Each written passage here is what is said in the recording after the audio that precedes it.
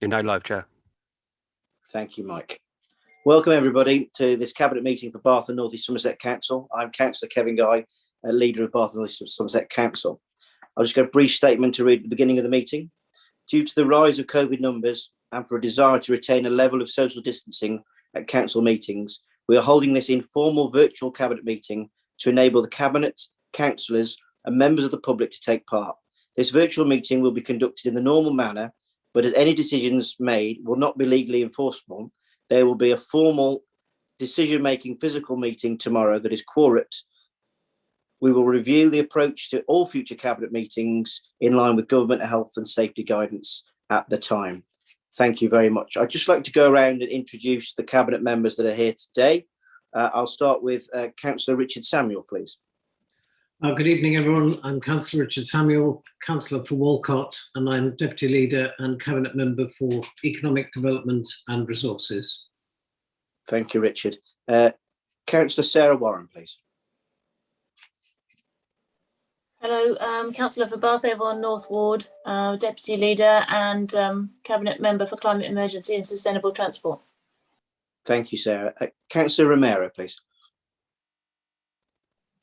Thank you. Yes, I'm Dina Romero. I am a councillor in Southdown and I'm the Cabinet Member for Children, Young People, Communities and Culture. Thank you, Dina. Councillor Wood. David Wood, Councillor for Mendip Ward, Cabinet Member for Neighbourhood Services. Thank you, David. Councillor Rigby. Evening, Councillor Amanda Rigby, Councillor in Bathwick and Cabinet Member for Transport. Thank you, Amanda. Councillor Ball. Yeah, Councillor Tim Ball, Member for Twerton Ward, Cabinet Member for Planning and Licensing. Thank you, Tim. Councillor Davies. I'm Tom Davis, Councillor for Walcott Ward and Joint Cabinet Member for Adult Services and Council House Building. Thank you, Tom. And Councillor Bourne.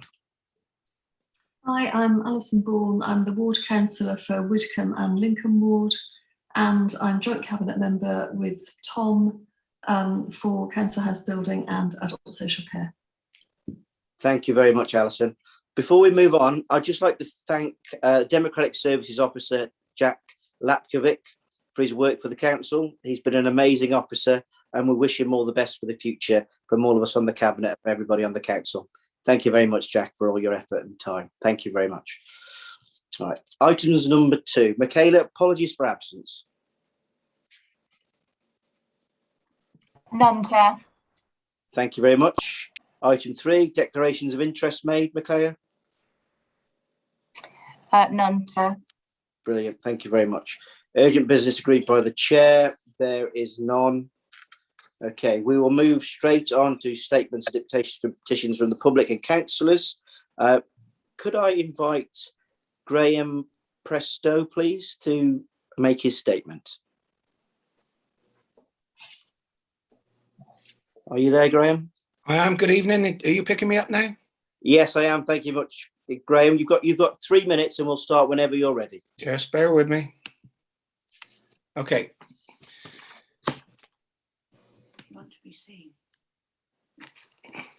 Good evening.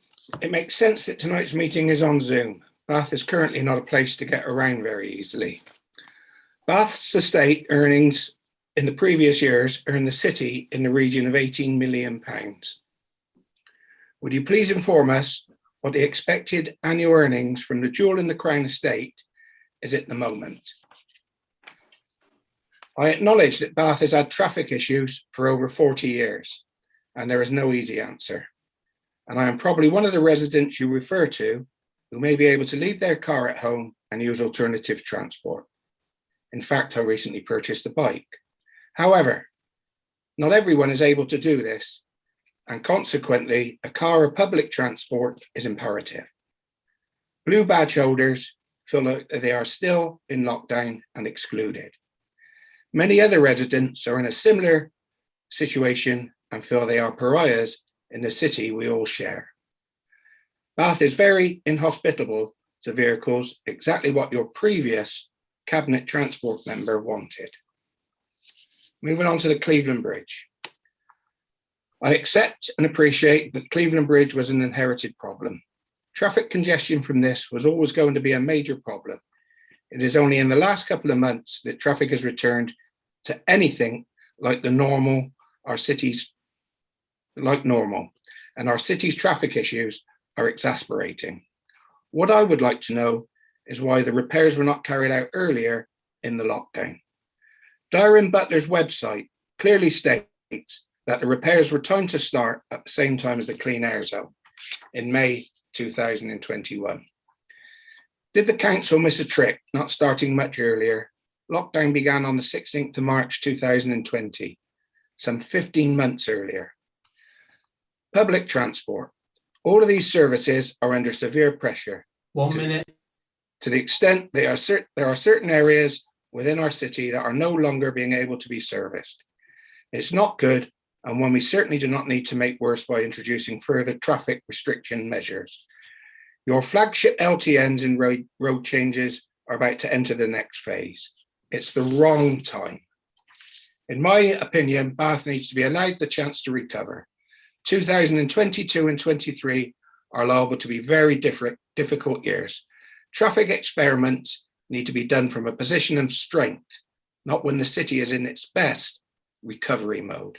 Thank you all for listening to me. Thank you very much, Mr. Presto, for your statement. Are there any questions for Mr. Presto? No. Thank you very much, Mr. Presto, again for your time. Thank you. Thank you, Kevin. All the best. Yes, thank you very much. May I ask, is Martin Grixoni on the line? Yes, I am. And yes, I've been asked to start my video. Yes, I am. Hello, Councillor Guy. Good evening. Hello, Mr. Grixoni. We'll start whenever you're ready. All right, that's lovely. So, good evening. And before I start, I would like to thank you, Councillor Guy, for your support in offering a property in Walcott Street for the Legion and their poppy appeal. As we've both been in the naval service on this approach, at least I sense we can have broad agreement. Anyway, I have spoken here a number of the times, and on this occasion, I should declare that I am intending to stand for the Conservative Party as a councillor in the Western Ward at the next local elections. And I've been heartened to do that by an increasing level of support amongst those that are not happy with the direction that this administration is taking. So to the extent that I now appear here alongside some of the Conservative councillors as a slightly more than concerned citizen. My theme tonight covers what I estimate is a too high-handed approach to push through an agenda that is increasingly not wanted, especially as we move beyond a once-in-a-century pandemic. I offer you some local feedback, sometimes got some colourful language in. This is not the earlier quoted accusation by you, Councillor Guy, of a default moaning position, but a genuine plea from our voters. First quote, I'm embarrassed by them all. All I want is to get the problem solved because it's bigger than the petty point scoring, and we all need to pay attention to this.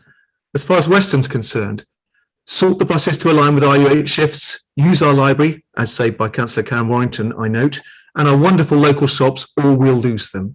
And a general quote, I'd like to see a simple, easy to understand list of all the problems contributing. Once you've got that, you can untangle the problem. So from my point of view, indeed, can we not please agree we need an Eastern Park and Ride, better use of the railway, and some old stations reopened, better school buses, and lastly, in my personal view, an A46-36 link road. Here are some other local views. I can't be alone in thinking I'm being forced to make a choice between expensive inconvenience to shop in the city, or if I won't do this, swerve it entirely. I'm a swerver. The traffic and parking issues have pissed me off so much I don't come in unless I have to, so shop online or anywhere but the city centre. On school transport, quote, you'd think kids would and should catch a bus or use a designated service, but they don't, as the cost and reliability of ordinary bus to school is so shit. Make them affordable and run on time as they would. I just remind you not to swear. It is a live meeting and it's recorded. I'm quoting local people. I'm sure we've all heard it on the doorstep, but I take your point. In my belief, the school run takes up a third of our traffic at these times. There surely must be a better way. Quote, don't give us a pile of LTNs and a city full of hills with a trunk road going through the centre. Closing off North Road to give a cycle route is really just not clever. As to the recent jams that have brought so much disruption, quote, lack of forethought have made the air quality so much worse. They couldn't have made it worse if they ran a steam train around Queen Square in time with this bloody helicopter rise. Clean air zone, and I won't quote the rest of that. In my view, we should be concentrating on listening to our constituents, getting the city's businesses back on their feet, making transport in, around and out of here easier, not giving our tourist office for Bristol to run. And the last quote, heard increasingly in my experience, ashamed I voted Lib Dem. And this is what democracy is about. Like us or dislike us, we think we've got better plans and are just more competent at implementing them. 16 months to go. Thank you very much. Thank you very much, Mr. Grixoni, and I appreciate you were just quoting. Yeah, so I won't blame you for the swearing. Has anybody got any questions? No. Thank you very much, Mr. Grixoni, for your time. Thank you. Yep. I will ask the next speaker to join us, please. Linda Lloyd.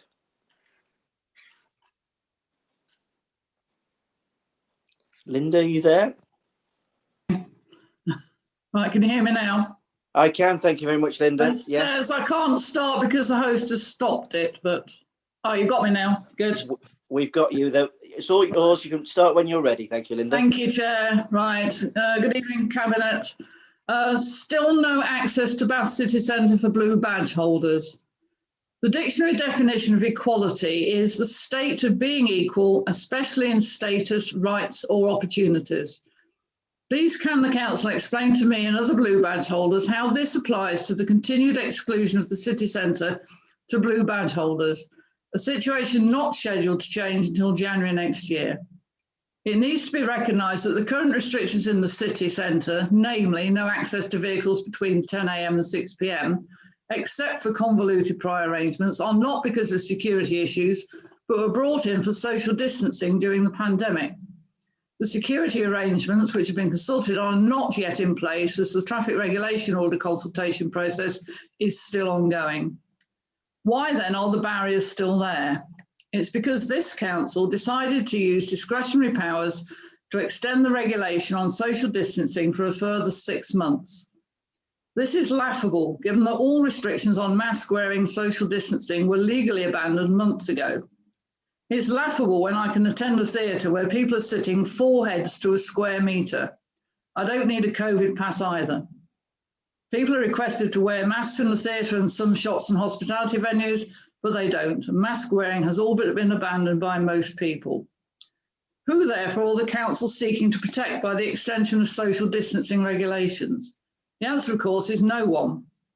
The continued closure of Cheap Street, Westgate Street, Upper Borough Walls is not for social distancing, but the anti-car agenda and wanting to let cafes and pubs put tables out on streets at the expense of people with mobility issues. This group of people, residents and tourists alike, have been denied access to the attractions of shops and the attractions and shops of the city centre during the lovely summer weather, and are now to be denied access to the Christmas events, which are being much hailed by the council and Bath bid. Why? 1 minute. How can this be equal in either rights or opportunity? We'd all like to, quote, rediscover the magic. And why can't we? Because blue badge holders are not let into the city centre until January, when the weather is cold and icy and many disabled people do not venture far from home. What is equal about the council's approach here? So what's to happen? I hope in the spirit of Christmas goodwill, the council will remove the barriers during the daytime to allow access to less mobile people to do their Christmas shopping in person, supporting local traders as we're being urged to do, visit the Abbey Quarter artisan stalls and experience Christmas shopping in daylight rather than having to wait until it's dark and cold. The current consultation on access for blue badge holders and the methods of allowing access is for when the anti-terrorist TROs are in place, which currently they are not. It's simple to lift those barriers. Please do it and let's all share in the Christmas spirit. Please, please listen to this appeal. Do the decent thing, lift the barriers tomorrow. You have the power. Thank you. Thank you very much, Linda, for your statement. Has anybody got any questions for Linda? No. Thank you very much again, Linda, for your time. Thanks, Chair. Thank you. Take care. Thanks. I have got Bob Goodman next on the list, but I believe he might. Is he here yet, Michaela? I am. Ah, splendid, splendid. Mr. Goodman, you could start when you're ready, please. Thank you very much. I would like to start by commending this administration for considering building, as they put it, council houses, but by using their failed development company to deliver them, with their senior staff receiving huge salaries, has put the whole project into disrepute. To provide the council house programme, as it is in the Cabinet report, and refusing to name the sites is pure cowardice. What are you hiding? Many think one of the sites is too fulfilled. Yes, the one that the new leader in his maiden speech led residents to believe was not going to be developed. But then there was another U-turn, and now officers are still looking at developing this special ecological site. I wonder how many of you would have heard the phrase putting biodiversity on a path to recovery is the defining challenge of this decade. We as a country and indeed a planet have failed to address the issue of biodiversity loss. And if you, Councillor Guy, allow the loss of to fulfilled, you will be knowingly having contributed to that loss. That's shameful. There's been similar concerns on developing on Western Slopes in Bristol. Please, Councillor Guy, don't be like Mayor Rees and for once put the environment first. This council apparently supports climate emergency. How concerning yet again that they say one thing and do exactly the opposite. I can see you may look surprised at that statement, but when you see the design and access statement on the Riverside Development Council, which reads, the development will be in accordance with the Baines core strategy to contribute to achieving the council target to renewable electricity.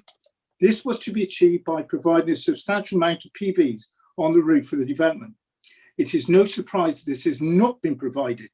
What a monumental failure that is. I wonder if there's anything to do with the council development company. It seems they have one rule for them and another for everyone else. Again, shameful. I ask that the council release all the papers so that they can see why this has been done. What is it? What is it that Greta Thunberg says? Oh yes, it's blah, blah, blah. If you cannot deliver a simple project like that, there is no hope. I want to finish by expressing my concern on how the contract for the Entry Hill course has been awarded. I have followed the consultation without commenting so far, having already seen my involvement as a trustee of Avon Wildlife Trust curtailed by the actions of various cabinet members, just because I was prepared to stand up for the environment against what this council was actually going to do. This is free speech. It is becoming increasingly clear to many on consultation that the consultation is flawed, with pedal progression allowed to take huge sums of public money at the whim of officers and cabinet. Again, shameful. Thank you. Thank you, Mr. Goodman, for your statement. Thank you very much. Anybody got any questions for Mr. Goodman? No. Thank you very much for your time. Is David Redgewell with us, please? Yes, I am. Hi, David. How are you? Not too bad. Struggling, but I'm here. Just really want to raise the issue of the West Riding Combined Authority, because at the end of the day, transport's being devolved through the regions now, through the Metro Mayors. And the Secretary of State made that extremely clear when he didn't award money to the northeast of England on transport, because there simply wasn't a combined authority mayor for that area, and he would not award finance. So they lost out. We actually got some money for the Bristol Bath railway. Bristol Bath bus route, and also the railway path.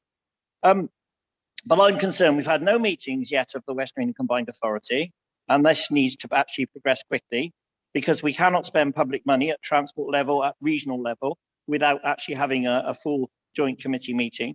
And this needs to take place urgently with Mayor Norris. And really, we need to make progress. And the reason I raise this tonight is a number of issues. Obviously, the one that worries me the most is we have 110 supported bus services across Bath and North East Somerset, South Gloucestershire, Bristol, and into North Somerset. They're out for consultation at the moment, but decisions will need to make on those bus services. For a start, having now had checked the libraries in Bath and North East Somerset, Bristol, and South Gloucestershire, we have no consultation leaflets. The bus station, of course, is now not manned in the travel centre, and I really would urge that Bristol Destination Bath start to talk to first about using that space, because we don't have a tourist information centre in Bath, and the ideal place is to put it in the bus station, in empty space that is actually in the background, owned by the council indirectly with the development company. So I've asked some progress there. On the bus services, I just urge, and I said this last night to Bristol, I would urge, Kevin, that you ask the mayor formally and the chief executive of Baines writes to Dan and says, look, we need the consultation to extend to the 20th of December. So residents and passengers can have their say. We cannot have that level of bus service consultation. It's every evening service in 1 Bath. minute. Okay, so that's what I'm asking really, is that we get the West of England Combined Authority working, we get on with the Metro West Rail projects, and we deliver the finance from central government that we urgently require.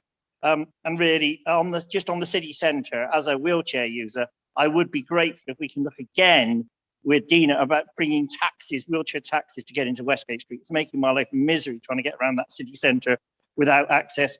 I don't need a blue badge, I just need a taxi really. So I just raised that issue. Hopefully it can be looked at. But thanks very much. Thank you.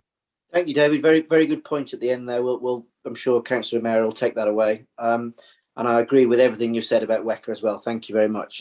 Any questions? Councillor O'Meara, please. Yeah, I just wanted to acknowledge that I will take up that challenge, David. But it might be worth you and I just having a chat to make sure that that whatever provision is provided, that it is actually appropriate for you. I would be very grateful, and I think yeah, it is. And it is. I'm not against the city centre being partially pedestrianised and for security reasons. It's just about making sure we've got proper access for people with mobility problems. Thank you. Thank you. Very good point. Thank you very much, David. Thank you for your time. Thank you.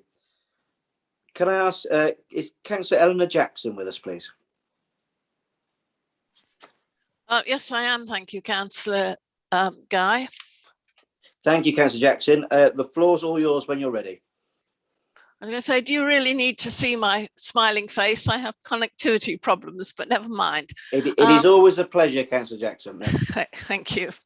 I'm speaking to item E3320, the adoption of the updated religious education syllabus. The Standing Advisory Council on Religious Education, SACRE, is perhaps one of the more obscure council committees, but like the Planning Committee, it is a statutory body required by law, and its functions are regulated by government. It is not quorate without the presence of council representatives, one of which I have had the privilege of being since 2015, when the syllabus was last revised. At that time, I brought the report to the appropriate scrutiny panel for their attention, but I am very pleased that this time it is coming to Cabinet. I have always argued that RE is too important for it to be left to officers to sign off in a small office on the top floor of the Guildhall. I want the council to own the syllabus. SACRE members, especially the secretary, have worked hard on it. This is particularly important because the format in modern times is to have the children asking questions and thinking for themselves. And we have to make sure that the right material is available to answer those questions. We've also had very positive feedback from teachers since 2015, and new resource material has been written. The syllabus must by law reflect the spirituality of the local population. Unfortunately, we have not succeeded in introducing a module on Black religious experience, which would build on school visits to Fairfield House and the legacy of Haile Selassie, and on the experience of the Black-led churches in Bath and Bristol. But with that caveat, I commend the syllabus to the Cabinet. Some members here may have had very negative experiences of RE in schools. The syllabus is an important tool in raising standards, but I hope that there will be sufficient money in the budget to allow SACRE to continue offering training to RE teachers, for example, on how we teach the Holocaust, or for new material on Islamophobia, to get training ourselves at national and regional conferences, and to monitor our local schools. One issue noted in our annual report just published is schools failing to advertise the right of parents since 1944 to withdraw their children from RE and from school assemblies. We monitor this and we monitor the websites in general. Please don't withdraw yourselves. With rising intolerance, tribalism and extremism, we need RE so that children can value diversity, explore their own beliefs, and appreciate the underlying values which hold society together. Thank you very much. Thank you very much, Councillor Jackson. As per normal, very wise words. Councillor Romero, please. Thank you, and thank you for your statement, Eleanor. I just wondered if you had any ideas what the barriers were to introducing a module on Black religious experiences, and I just wondered if it was an issue that perhaps ought to be taken up by the race panel. Well, it's really been to do with COVID and trying to get to meet the right people to bring them on board. We have a web of, or I at least have a web of personal contacts, but you need to talk to people face to face very much in the Black religious experience. There isn't a written scripture unless we're talking about the Christian Black experience or the Muslim Black experience. And it's very much an oral thing, a traditional thing, and it's important in people's self-identity. So we're working on this one. It's not that there's been any racism or any negativity, though I originally started lecturing on the subject when I was a lecturer to combat racial prejudice, because if people understand the Black experience, they would find it extremely difficult to write nasty comments about footballers. Thank you, Eleanor. And I would actually like to extend an invitation for you to join one of the race panel meetings. And actually, it'd be interesting, I think, for them to hear what you have to say about the Black religious experience too. Thank you. Thank you very much, Councillor Jackson, for your time. I wondered if I could just thank Councillor Romero for her support. She's been brilliant since she joined the SACRE. Excellent. Yes, I'll second that as well. Thank you very much, Councillor Romero. Thank you very much, Councillor Jackson. We'll move on to Councillor Vic Pritchard, please.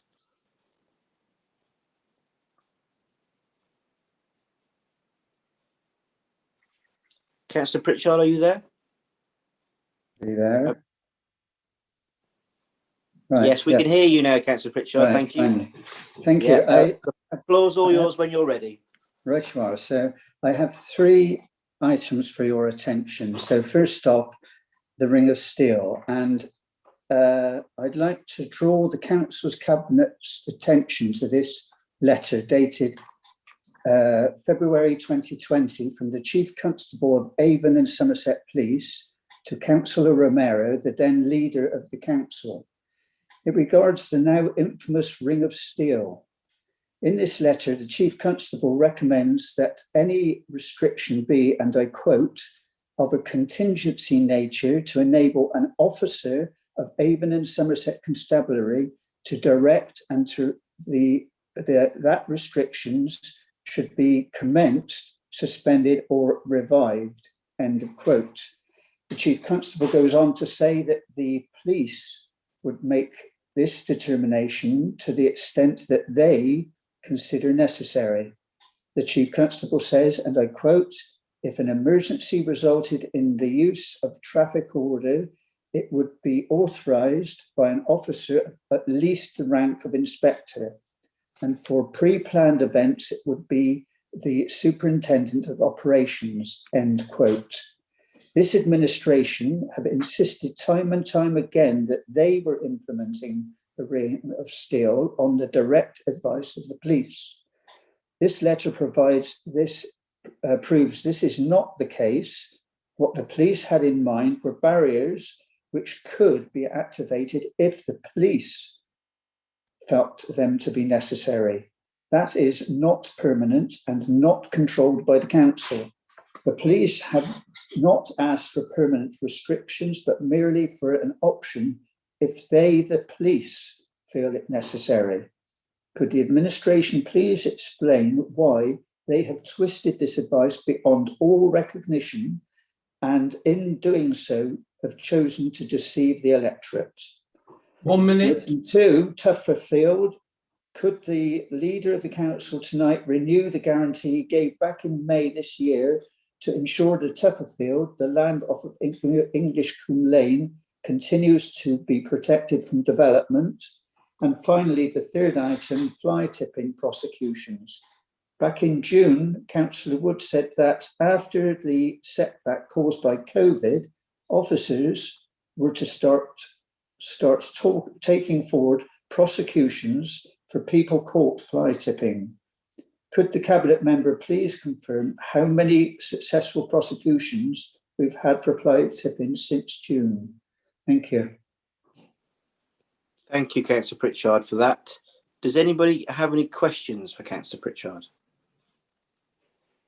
No. Thank you very much, Councillor Pritchard. We'll get back to you with the points that you've raised. Thank you very much for your time. Thank you. We'll move on to item number 6, which is questions and answers. There have been 31 questions from councillors. Answers have been submitted. But I believe we have some supplementary questions. That's correct, Michaela? I think the first one we have is from Councillor Karen Walker on question number 1. Is Councillor Walker here, please? Yes, I am here. Thank you, Councillor Guy. So my supplementary question is, transparency and openness is the Lib Dems' key message to the public and councillors. Your answer to my question is not clear and far from being transparent. All I am asking is what days and hours that Cabinet members are working. I don't feel it's too unreasonable that all councillors and the public should know. Thank you. Thank you, Councillor Walker. I'll refer you back to the original answer, which is each Cabinet member works different hours each week, and those hours vary, and they all put in the amount of hours that are and more to cover their workload. But thank you very much for your supplementary question, Councillor Walker. Thank you. Thank you. Can we move on to Councillor Karen Warrington, please? I think she may have a supplementary for question number 11. Councillor Warrington, are you there, sorry? Yes, Councillor Guy, thank you. Yes, my supplementary question is in the upcoming budget, which obviously is being prepared as we speak, can the administration confirm that some of the rural roads which are in a bad state of repair will be put on the programme for next year? Just because a road is very small doesn't mean to say it's not used by the residents. We have 50% of our residents on rural roads. So I'd like if the Cabinet could confirm that there will be a programme going forward for those smaller roads that are in disrepair. I'd be grateful. Thank you. Thank you, Councillor Warrington. Does the Cabinet member wish to reply or to reply in writing at a later point? Yes, happy to reply. If the question is, are we going to repair rural roads next year? The answer is yes. Brilliant. Thank you, Councillor Wood. Thank you, Councillor Warrington, for your question. Thank you. I believe we have Councillor May next for supplementary questions for 15 and 16. Councillor May, are you there? Yes, I am. Thank you, Chair. I'm the councillor for Whitchurch Village and Penswood. The councillor board, the follow-up question on question 15, you've led the cross-party engagement in the local plan partial update, and this has been excellent. Of course, the major worry my communities have is the impending SDS that's being introduced by WECA. Are you prepared to fight for meeting the housing needs of Baines, as opposed to taking unreasonable expansion of the city of Bristol to meet their needs? Thank you, Councillor May. Councillor Ball, would you like to respond? Very happy to respond. Thank you, Councillor May, for the acknowledgement that cross-party working on the LPPU has been excellent. And I thank you for your help with that as well. With regard to the SDS and the housing numbers proposed by government, well exceed what we're capable of taking in the whole of Western England. The Bristol numbers are massive and they're far too high and unacceptable, and we will not be able to deliver them across the area as it is. Figures are being worked up to actually mitigate those figures at this moment in time. I'm prepared to fight with Bath and North East Somerset not to take a massive load from Bristol. We cannot take it, literally, and we will find ways of actually talking correctly with communities like yourselves in Whitchurch and the rest of Bath and North East Somerset in order to ensure that we have proper consultation on any future housing needs. Thank you very much, Councillor Ball. Thank you, Councillor May. Your second supplementary question, please. Thank you, Chair. This is to you as the leader. As you've experienced as the former Cabinet Member for Children's Services, I'm sure you appreciate that the current Joint Committee for Adult and Children's Services just is not working effectively to allow scrutiny of 80% of the Council's budgets. If this is to be a Council decision at the annual meeting, is there any reason why the committee requests for the Council to consider the principle of 2 single committees is possible, and why it's being withheld from the Council agenda? Thank you, Councillor May. Firstly, I fully support you on that particular point. Always have done. I think the committee works ridiculously hard, and all the members from all parties on that committee put in hours and hours of hard work, and the officers have to put in hours and hours of hard work. And you're right, it is over 80% of the Council's budget. So I will take that question away and work with Councillor Bourne and Councillor Romero and officers to look into that and make sure that happens as soon as we can. Thank you very much, Councillor May. Thank you. Right. Moving on to item number 7. It's the minutes from the September meeting. Can I confirm, everyone, with a show of hands that you're happy with those minutes, please? Thank you very much. That's unanimous, I believe, Michaela. Item number 8, consideration of single member items requested by Cabinet. There are none. Item number 9, consideration of matters referred by policy development scrutiny bodies. There are none. Item number 10, recent single member decisions taken. Can I ask the councillors to note that, please, with a show of hands? Thank you very much. That's all in favour, I believe, Michaela. Thank you. Okay, we'll move on to item number 11, which is the Virgin Care contract extension and options appraisal. Can I ask Councillor Bourne to move those recommendations, please? Thank you. The report that you have sets out an options appraisal to help the Council and the CCG as joint commissioners decide whether they wish to extend the Virgin Care contract for the delivery of integrated healthcare, social care and public health services in Bath and North East Somerset. By way of background, the contract for community health and care services was awarded to Virgin Care in 2016 at the end of a comprehensive engagement and commissioning process known as Your Care, Your Way. The contract was for an initial 7 years with the option to extend for a further 3 years. A decision regarding the extension must be made and communicated to Virgin Care by the end of March 2022. The decision to extend is a joint one with the CCG, as it is a shared contract. The potential extension, if enacted, will take the term of the contract up to the end of March 2027. A review of the services provided by Virgin Care has been undertaken, and that information, together with an evaluation of the current health and social care landscape, has informed the detailed options appraisal required for the Cabinet and the CCG board to make an informed decision.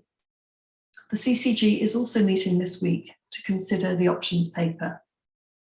The 3 options are: 1, to extend the contract with no changes; 2, to not extend the contract; and the 3rd option is to extend the contract with the statutory functions of continuing healthcare and adult safeguarding returning to the CCG and the Council respectively. Option 3 is recommended for the following reasons. Firstly, Virgin Care has generally provided good services. More recently, in the context of the pandemic, in very challenging circumstances, it has worked constructively with partners across health and social care. It has also made some significant improvements to services since it took on the community contract in 2017. Examples of improvements include the introduction of the electronic care record and developments within stroke services and district nursing. It's important to recognise that this is a particularly challenging time for health and social care, and services must focus on reform and recovery from the pandemic. NHS commissioning is currently transitioning to the new integrated care arrangements, and further disruption within provider services would be destabilising at this time. It should be done if it's necessary, but it isn't. It's also unlikely that there will be other providers with the right experience able to take on this work within the timescale required.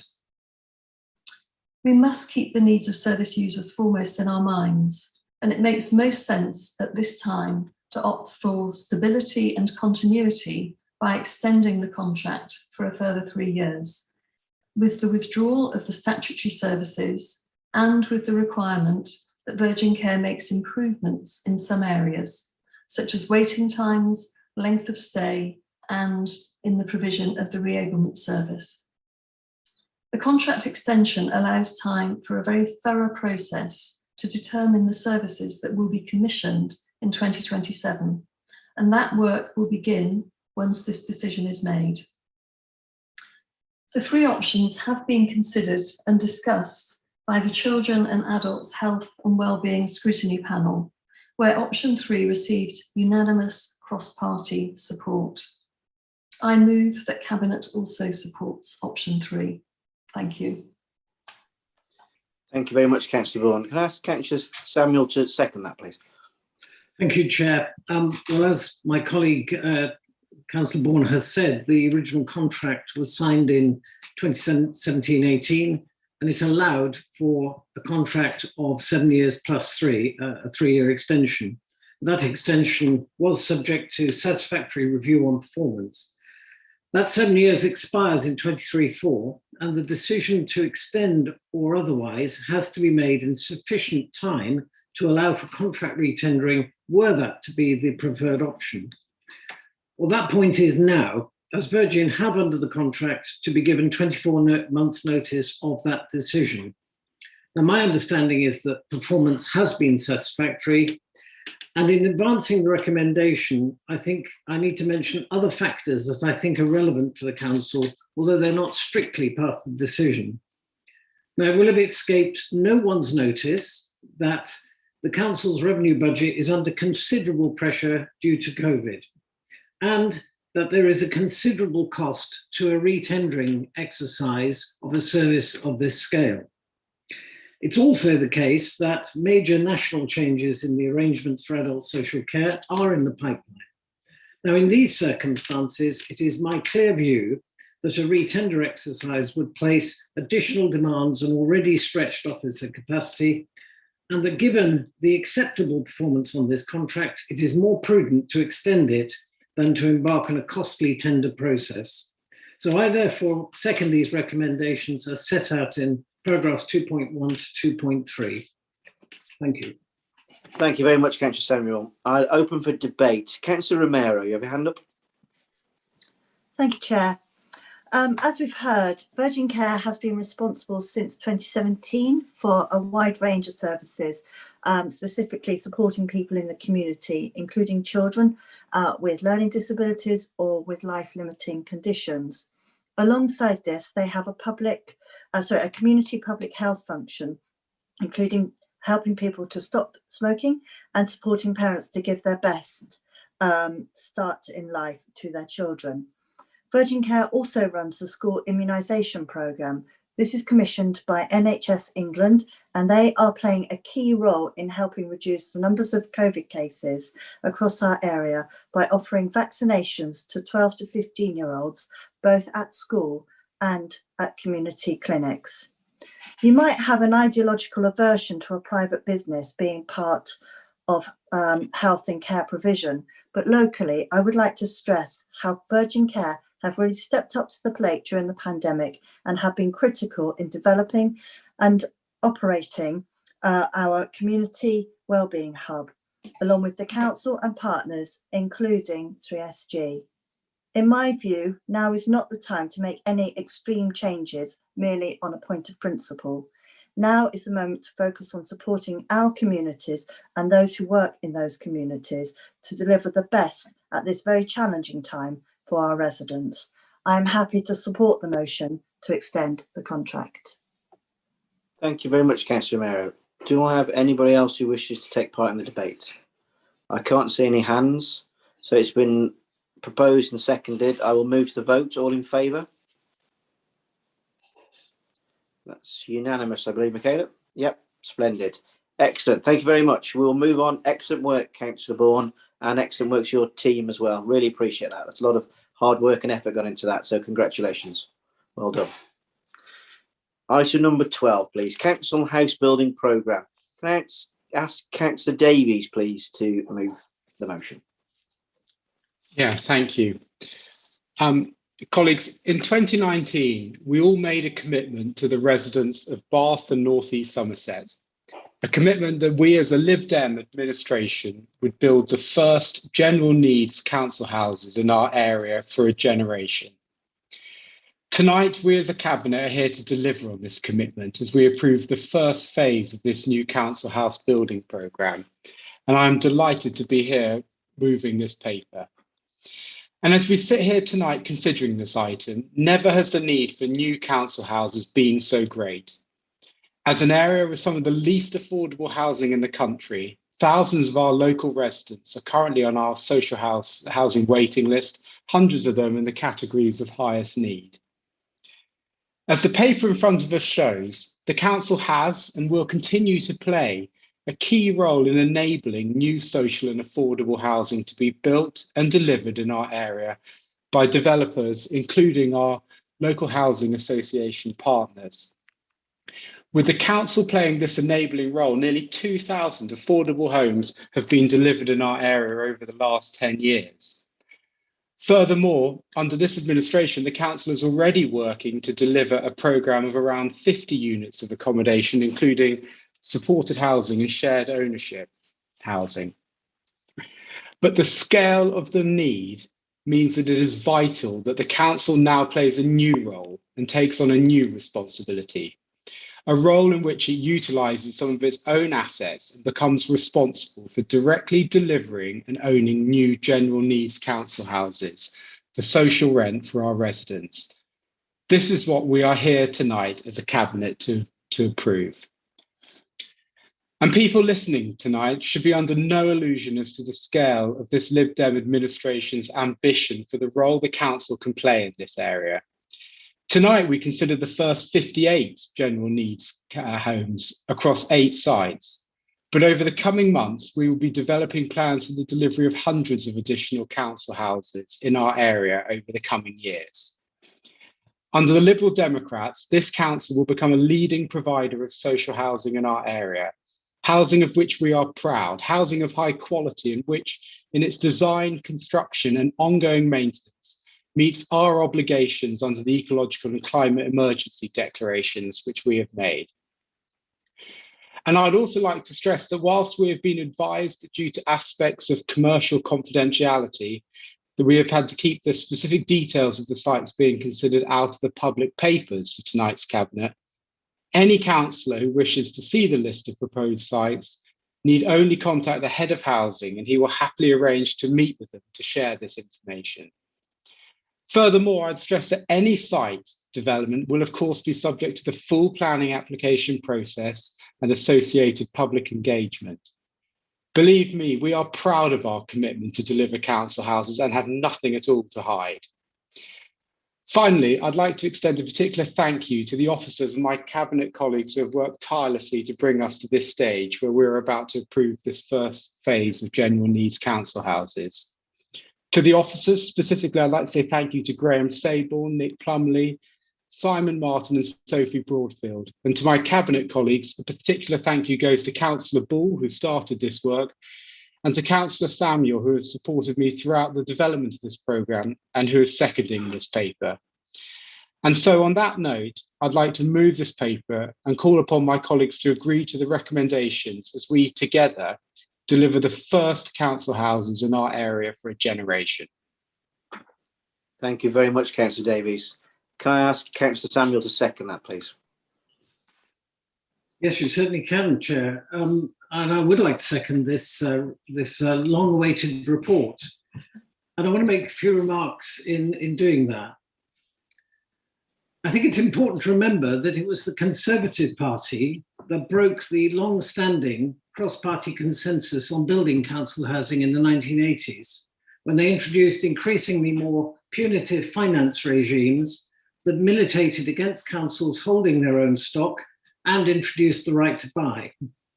This ideological policy was born from political desires to downgrade the role of local government in the provision of low-cost social housing for rent.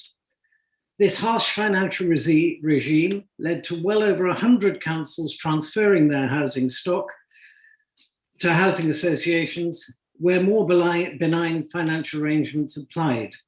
And this council was one of the many that made that decision in the 1980s.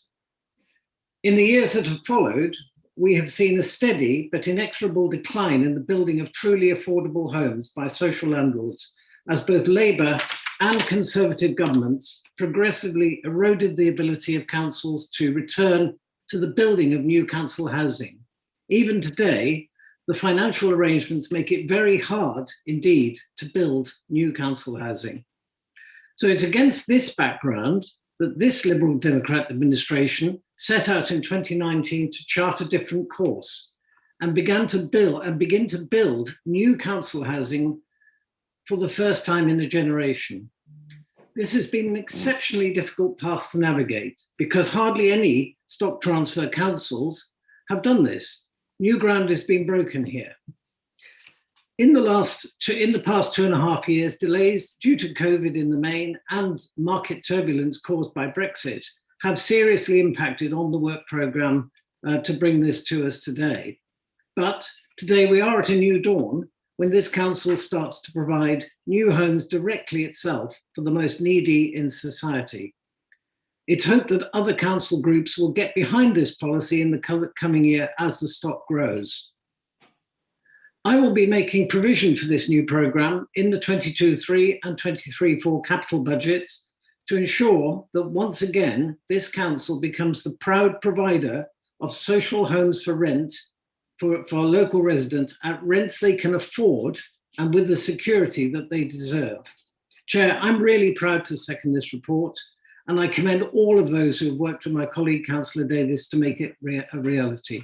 So I second the recommendations at 2.1 and 2.4 in the report. Thank you. Thank you very much, Councillor Samuel.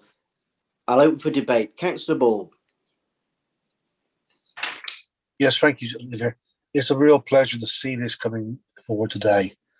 Councillor Davis has worked extremely hard to try and get this on the table now. This administration will deliver the council housing it promised in its manifesto in 2019 with Liberal Democrats. I actually wonder if any other party would even tempted to deliver this. We heard lots of criticism earlier on, Grisling earlier on, but I don't think the Conservatives will even bother to try and deliver council housing. They're not known up in the country for doing anything of the sort. So I think we should be really proud of what we're delivering as a council and an administration to ensure people actually have homes they want to live in and can afford to live in. In many parts of Bath, people cannot afford to live in rented accommodation. It's so expensive. Bringing council house on stream in its hundreds initially, then its thousands, will help many of our residents actually live and work in Bath and North East Somerset. So many live outside the city and travel into work, which causes pollution as well. Let's get our local housing back. Let's get council housing back on stream, and let's all be very proud of what we're trying to deliver. Thank you very much, Councillor Ball. Anybody else? I would like to add to Councillor Ball's comments there. This is an amazing achievement from Councillor Davies, supported by Councillor Ball, Councillor Samuel, and the officers all involved. First time in a generation, council housing is an amazing Liberal Democrat promise to the people of Bath and North East Somerset, and I'm glad that we've been able to deliver that. So very well done, everybody. Congratulations. It has been moved and seconded. Can I see everybody in favour, please? That is, as expected, unanimous. Thank you very much, Michaela. Appreciate that. Well done, everybody. Great work. Item number 13. The Treasury Management and Monitoring Report for September the 30th. Please, can I Councillor Samuel to recommend that paper, please? Well, we have to take them both separately. So the Treasury Management is the first report, And then when we've done that one, we'll come to the monitoring. Sorry, spot on. Yeah, Treasury Management first. Sorry, Councillor Samuel on that one, please. Yeah. Trying to catch me out there. In moving this report, which is a regular report, as the Cabinet will know, it covers the quarter to the end of September, quarter two, and it's for noting by the Cabinet with the recommendations that are set out in 2.1 and 2.2 of the report. There's not too much I'd like to say about this tonight, but I would draw the Cabinet's attention to the ESG funds that have now been placed following the review of the opportunities posed in the market. And some good work has been done by the finance team on cross-party work actually to develop these ideas and now to place some funds in the market. This confirms the Council's strong desire to move away from investments linked to fossil fuel depletion. And in that regard, over the weekend, I noticed the media reporting that investments held in fossil fuels could well become worthless in the next 2 decades as the world moves away from fossil fuel depletion.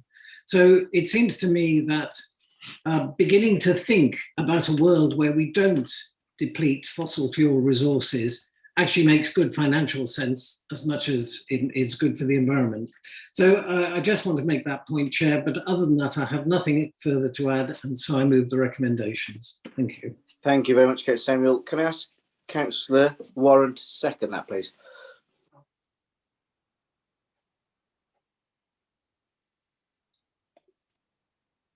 Are you there, Councillor Warren?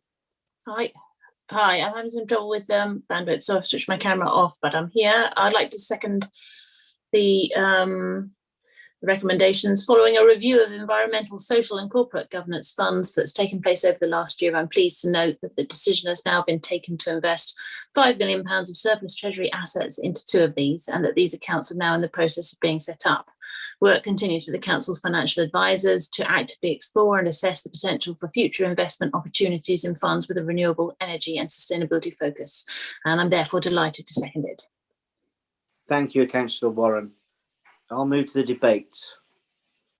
I see no hands, so it's been moved and seconded. I shall move straight to the vote. All in favour, please. That is unanimous, is correct, Michaela? Yep. Brilliant. Thank you very much. Okay, we'll move to item 14 then, please. Revenue and capital budget monitoring, cash limits, environments for April to September 2021. Councillor Samuel, to move the recommendations, please. Thank you very much, Chair. Well, in 2019, I set the overriding objective that the Council's revenue budget was to balance year on year and at the same time be closely monitored in public. And this was to ensure that our residents could be confident that this Liberal Democrat administration was managing public funds prudently and transparently. Persistent overspending and waste accrued by the previous administration had, in my view, undermined the bond of trust that should exist between the council and taxpayers. Now, recently in the local media, I have seen former councillors unwisely comment on the former Visit Bath arrangements, for example, conveniently forgetting that that administration allowed well over £500,000 of bad debts to accrue, which it was necessary to write off. That's the sort of sloppy governance that I have been determined to avoid. Now, before I introduce this report, I just want to reiterate the context we are still operating in. Significant reductions in income from heritage services are still there because of the need to manage down visitor numbers. And although the government seems to think that the pandemic has gone away, Bath North East Somerset is currently the 7th highest outbreak incidence in the UK. At the same time, downward pressure on income from the council's commercial estate remains a concern, reflecting the understandable pressures on our tenants imposed by the government's restrictions. So it's always rather depressing, I think, when public speakers, who are not really public speakers, they're political candidates, turn up to ask questions that seem to completely omit the reality facing our tenants in the most difficult trading time they have had probably ever. And so that's a real concern to me, but that's actually the reality of what is happening in the commercial rental market, where we've seen rents drop by an average of 40% over the last 2 years. In social services as well, we have seen huge increases in demands for children's services, while at the same time, unusually, we are seeing reductions in the demand for adult services, and both of these are a consequence of the pandemic, which has suppressed and increased demand in different ways at different times. I mention this because this turbulence is a constant current feature of our management of the council's finances. We're using COVID contingency funding to smooth our finances as these peaks and troughs emerge. However, given these factors, we are still expecting the revenue budget to remain on balance for the 11th successive quarter and to balance at year end without the need to draw from the general contingency reserve. This is a considerable achievement by the cabinet members and their officers, and I really thank everybody and commend them. On capital, I will say rather less. There is some slippage against the programme, which you'll note in the report is mainly associated with the Bath Western Riverside development. But that project, as everybody knows, is underway, and rephasing of that project will take place into the 22-23 financial year. Members will also perhaps note quite an important but tucked away item, which is that major works are scheduled to commence on Orange Grove, opposite the Guildhall, to improve and repair the envelope to this very important terrace in the centre of Bath, and some works that have been long needed. Finally, I would just like to ask members to note the various environments in the report and changes. Yes, there are many of them, so I'm not going to highlight any of them, and those are there for noting. So, Chair, with those comments, I move the recommendations in the report. Thank you, Councillor Samuel. And I would like to second the report. I'd like to build on exactly what you've just said there. We've had the previous Conservative administration have had years of mismanagement while the sun was shining. We've been through some really difficult times with COVID, the worst economic crash for 300 years. But yourself, Councillor Samuel, and your financial team and the cabinet here have managed to balance the books in such difficult times. So congratulations to you all. You've done an amazing job. Very well done. And I'm very proud to second this paper. Thank you very much. I will move to the debate.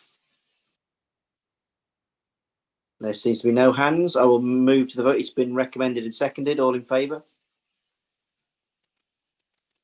That is unanimous, I believe, Michaela. Thank you very much. Excellent. On that note, I'd like to thank all the participants of the meeting. I'd like to thank those people watching at home on YouTube and webcast, and I will officially end the meeting. Thank you very much.